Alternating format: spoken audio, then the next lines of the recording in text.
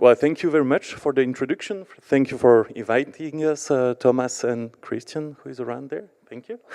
Thank you, Mathilde, for the introduction. That's really nice, actually, to follow up on this after your vision on the data strategy and also like putting the church back into the village on what's AI and what's the real use behind that.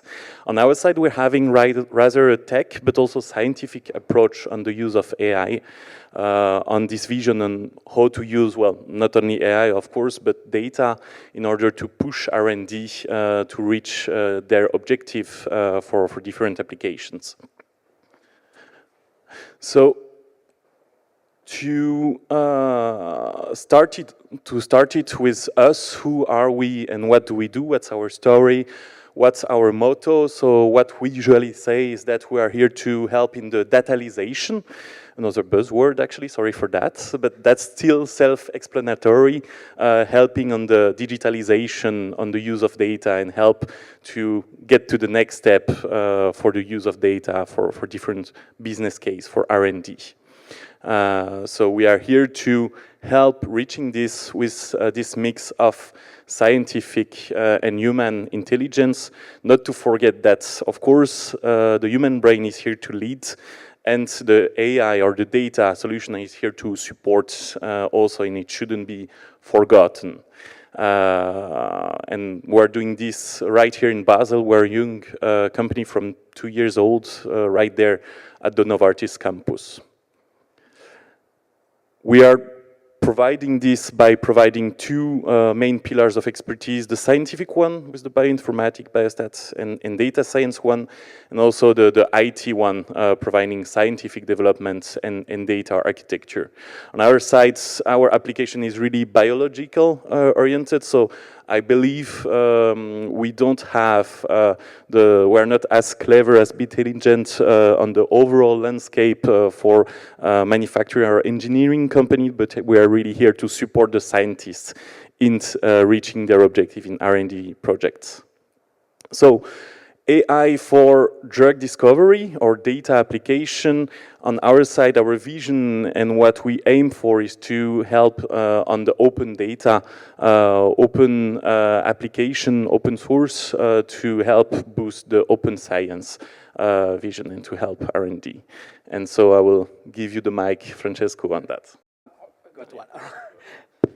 Hi everyone, I'm Francesco Cozzolino. I'm working for a project currently in AI, and today I'm going to speak with you about open source. So first I would like to have to know you. Who is here a programmer? All right, so, and who is a product owner, product manager? All right, so we are equilibrium. Okay, good.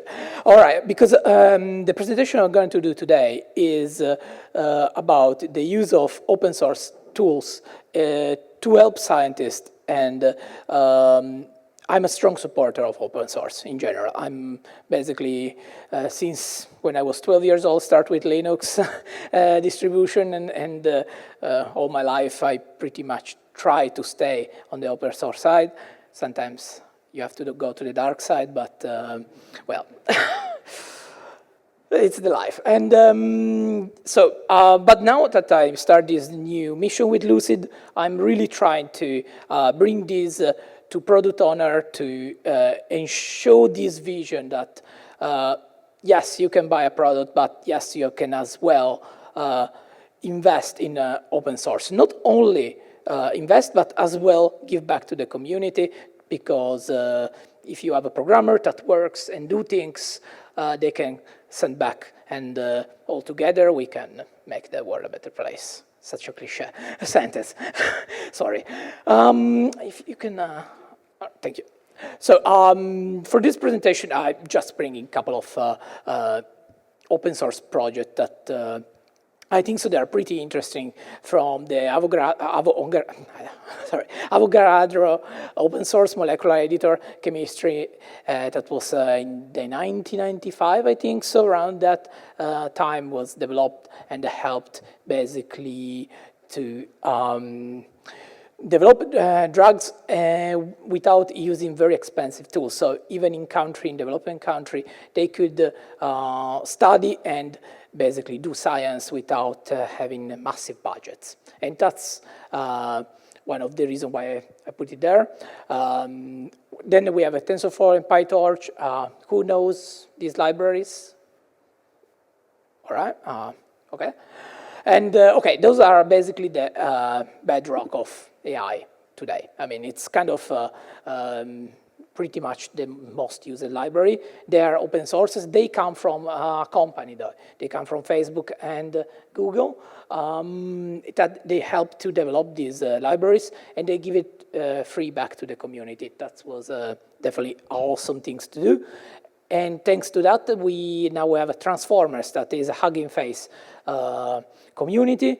Do you know Hugging Face?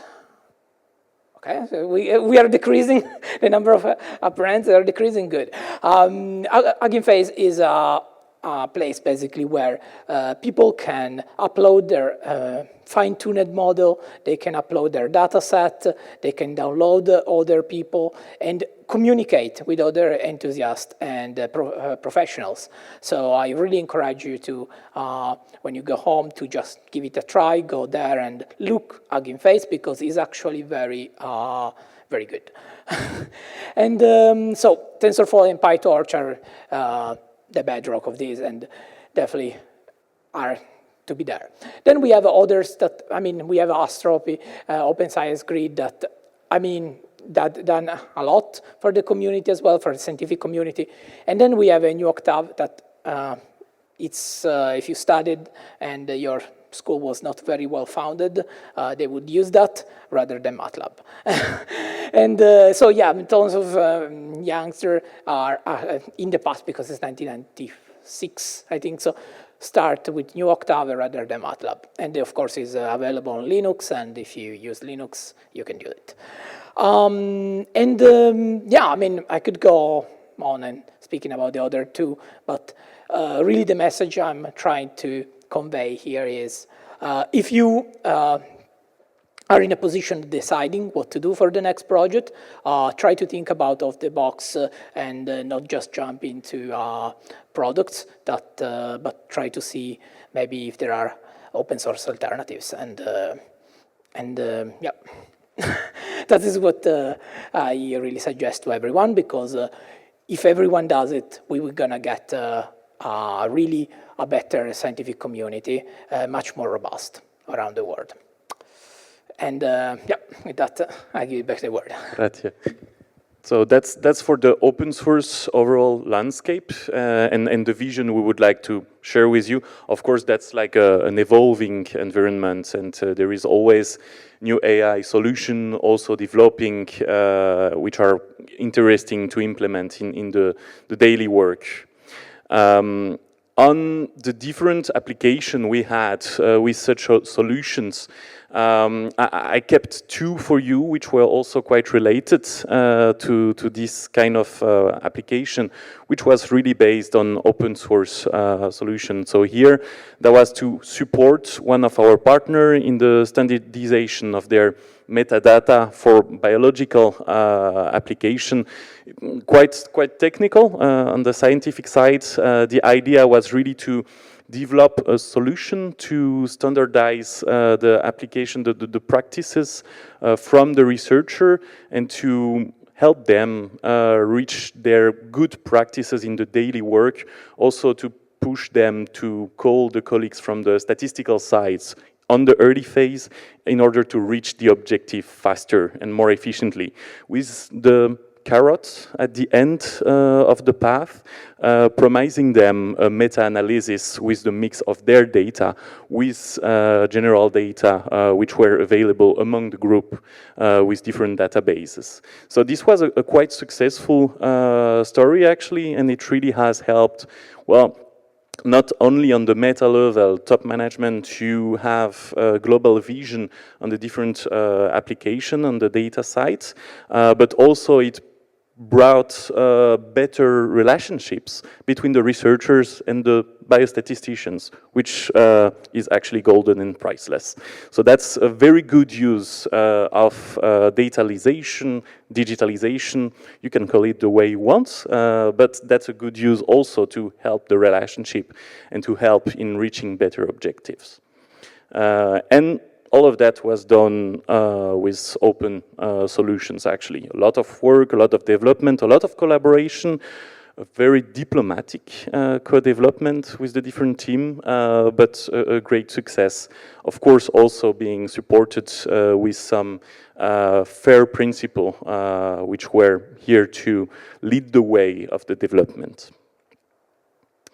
Another application that we had, which is quite interesting actually, went more into the natural language processing, large language model application with the exploration of databases which were available for the scientists, also to help them in their research. And so in this case, we developed, implemented different algorithms to be integrated within their system to help them reach the data on the gene set annotation they wanted in order to help them boost their research, mixing their results with other results. So that was kind of a bottom-up approach and really concrete also to help on the development of R&D.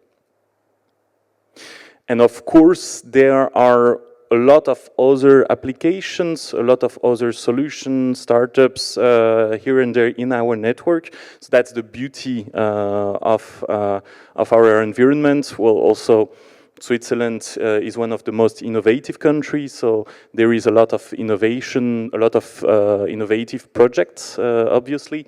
And so here I wanted to share with you one of these examples more on LLM with PubCompare, which is one of the solutions here to help scientists in their researcher in the bibliography to really acquire the data, vacuum the data, so to say, with an efficient research solution, and that really helps them in boosting their bibliography and reducing the time, with bibliographing being a quite difficult activity and long-lasting one for some time on different topics. And of course, Switzerland is a good place for that. I really like this slide. Actually, 2021 is a little bit far away, but not really. It's still applicable, and there are a lot of Swiss digital health applications here. That's also the beauty of it. On our side, we're here to help researchers in reaching their objectives. I don't really like to reinvent the wheel. I rather pick the good ones, which are well-functioning, integrate them, could develop them eventually. And so that's also interesting to keep an eye on what's happening in the network and to scout for the good solution. Thank you very much. Danke vielmals. And I will hand you the mic. Yeah, thank you very much.